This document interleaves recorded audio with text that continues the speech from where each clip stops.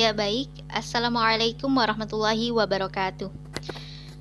Di sini kami dari kelompok pertama akan mempresentasikan hasil makalah kami yang berjudul Konsep Pancasila.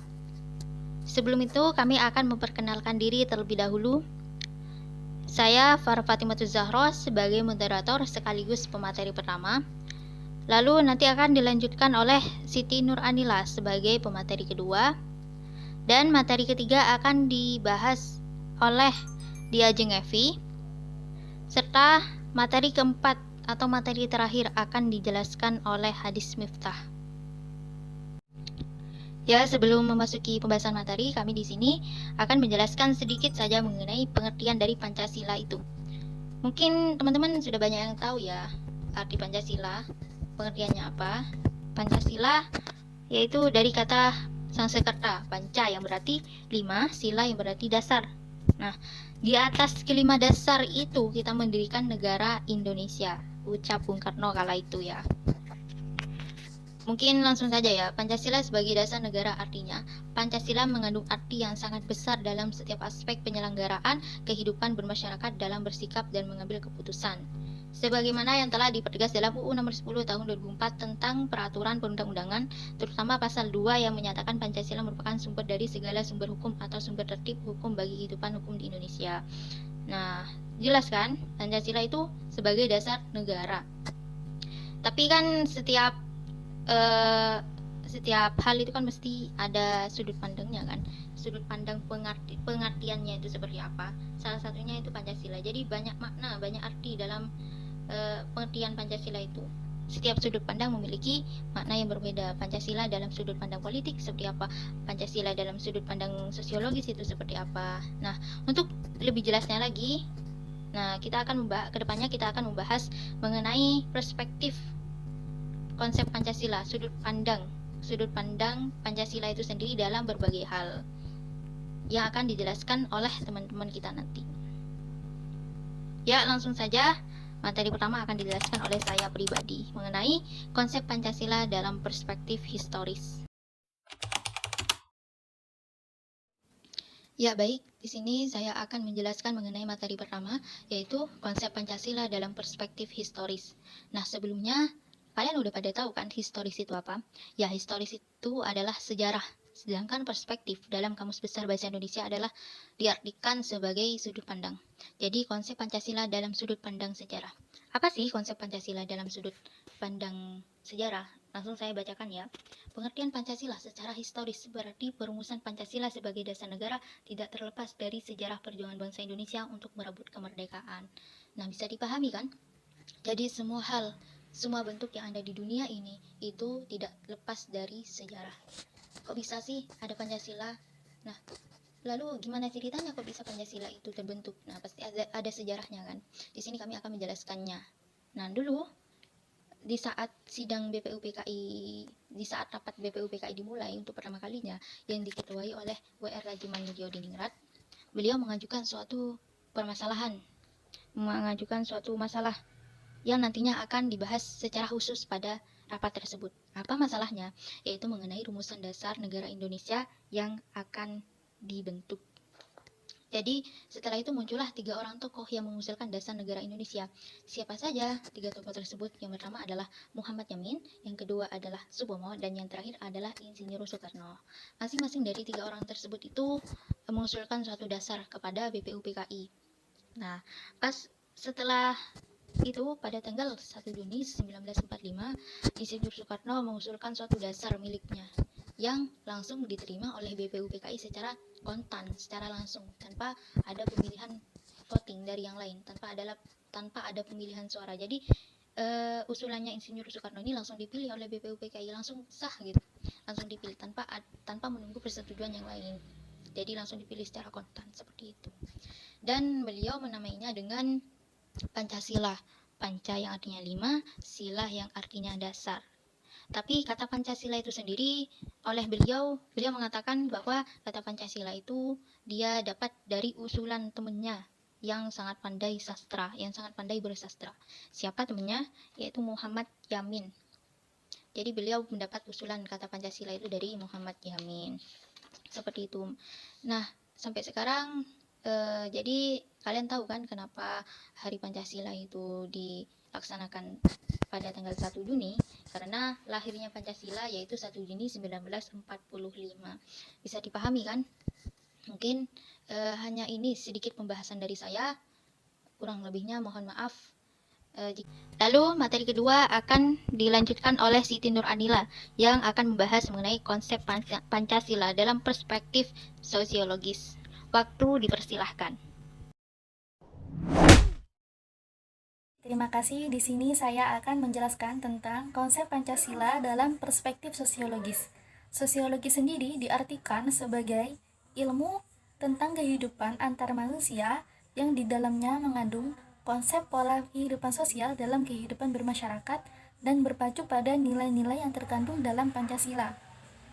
Bukan hanya itu saja yang dikaji dalam sosiologis, ada lagi, yaitu antara lain latar belakang bermasyarakat, susunan bermasyarakat, perubahan, dan juga pembaharuan masyarakat. Contoh yang dapat kita ambil dari perspektif sosiologis yaitu Indonesia sendiri. Indonesia kan memiliki banyak perbedaan, mulai dari suku, ras, agama, budaya, tetapi semua itu tidak menjadikan Indonesia menjadi terpecah belah. Bahkan justru menjadikan Indonesia menjadi suatu kesatuan yang utuh dengan adanya Pancasila ini. Maka dari itu, betapa pentingnya Pancasila dalam kehidupan masyarakat agar banyaknya perbedaan itu menjadi suatu kesatuan. Bung Karno pernah berkata bahwa nilai-nilai Pancasila itu berasal dari bumi pertiwi Indonesia.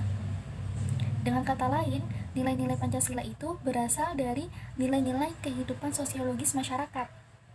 Nah, tujuan perspektif sosiologis sendiri yaitu agar kita dapat mengkaji permasalahan-permasalahan sosial yang dapat kita sikapi secara arif menggunakan standar-standar nilai yang mengacu pada nilai-nilai Pancasila. Cukup sekian yang dapat saya sampaikan. Mohon maaf apabila dalam penyampaian materi kurang memahamkan terhadap teman-teman. Untuk itu saya kembalikan kepada moderator. Baik, terima kasih. Lalu materi selanjutnya, materi ketiga, akan dibahas oleh narasumber kita Diajeng Evi dengan tema perspektif yuridis. Waktu dipersilahkan. Baik, terima kasih atas waktunya. Saya di sini akan menjelaskan tentang konsep Pancasila dalam perspektif yuridis. Yuridis merupakan pertimbangan atau alasan yang menggambarkan bahwa peraturan yang dibentuk untuk mengatasi permasalahan hukum atau kekosongan hukum sesuai dengan aturan yang telah ada. Negara Republik Indonesia adalah negara hukum. Pancasila sebagai dasar negara merupakan landasan dan sumber dalam membentuk dan menyelenggarakan negara hukum tersebut. Hal tersebut berarti yuridis menjadi salah satu pendekatan utama dalam pengembangan atau pengayaan dalam rangka menjalankan undang-undang. Nah, dari sini kita dapat memahami bahwa yuridis menjalankan permasalahan hukum atau memperbaiki permasalahan hukum tersebut sesuai dengan peraturan perundang-undangan atau sesuai dengan nilai-nilai Pancasila. Pentingnya yuridis di dalam kehidupan bermasyarakat karena seperti yang kita lihat pada saat ini, banyak sekali permasalahan-permasalahan yang terjadi di negara Indonesia. Salah satunya yakni korupsi. Nah, hal tersebut dikarenakan kurangnya kesadaran masyarakat dalam memahami serta menghayati nilai-nilai Pancasila. Tujuan perspektif yuridis sendiri yaitu untuk mewujudkan serta meningkatkan kesejahteraan rakyat sebagaimana yang dicita-citakan oleh para pendiri bangsa. Seperti itu. Mungkin hanya itu yang dapat saya sampaikan, kurang lebihnya mohon maaf. Saya kembalikan kepada moderator. Terima kasih. Dan materi keempat atau materi terakhir akan disampaikan oleh narasumber kita, yaitu Hadis Miftah. Waktu dipersilahkan. Baik, Assalamualaikum warahmatullahi wabarakatuh. Saya Hadis Miftah dari kelompok 1. Di sini saya ingin melanjutkan presentasi dari saudari Ajeng, yaitu tentang perspektif politik. Perspektif politik yaitu agar mampu mendiagnosa dan mampu memformalisasikan saran-saran tentang usaha mewujudkan kehidupan politik yang ideal. Dengan nilai-nilai menjadi kaidah penuntun dalam mewujudkan tata tertib sosial, politik yang ideal sesuai dengan kaidah nilai-nilai Pancasila. Baik, perspektif politik. Ya. Hal tersebut sama dengan pendapat Budiarjo yang isinya ideologi politik adalah himpunan nilai-nilai, ide, norma-norma, kepercayaan, dan keyakinan suatu yang dimiliki seseorang ataupun sekelompok orang atas dasar mana dia menentukan sikapnya, ya, terhadap kejadian dan problema politik yang dihadapinya dan yang menentukan tingkah laku politiknya. Ya, baik, dari penjelasan di atas dapat dipahami bahwa Pancasila dalam tataran tertentu merupakan ideologi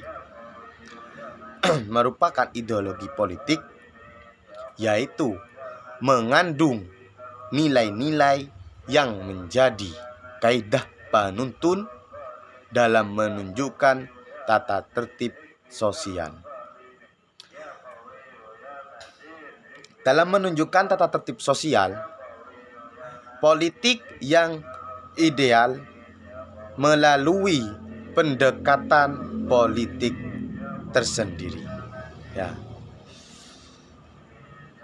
Sekian dari saya. Apabila ada kata atau kalimat yang salah, mohon maaf sebesar-besarnya. Akhirul kalam, wassalamualaikum warahmatullahi wabarakatuh. Dan terakhir, kesimpulan akan disimpulkan oleh narasumber kita, yaitu Diajeng Heavy. Kepadanya waktu dipersilahkan.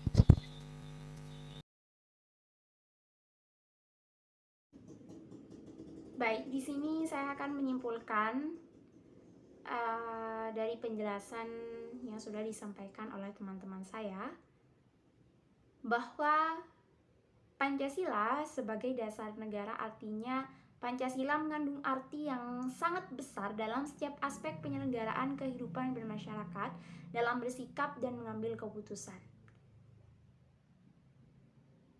Dalam keempat perspektif, yaitu dari historis, yuridis, politik, serta sosiologis, kita dapat memahami bahwa betapa pentingnya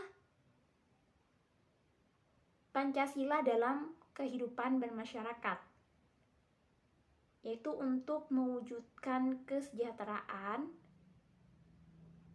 serta memajukan bangsa agar kedepannya bisa lebih baik lagi. Maka dari itu, kita sebagai masyarakat yang baik, kita harus bisa menjalankan nilai-nilai Pancasila dengan sebaik-baiknya. Mungkin hanya itu yang dapat saya sampaikan, kurang lebihnya mohon maaf. Terima kasih. Saya kembalikan kepada moderator. Ya, mungkin hanya itu pembahasan dari kami. Kurang lebihnya mohon maaf jika ada kesalahan atau sanggahan atau pertanyaan, boleh langsung japri. Assalamualaikum warahmatullahi wabarakatuh.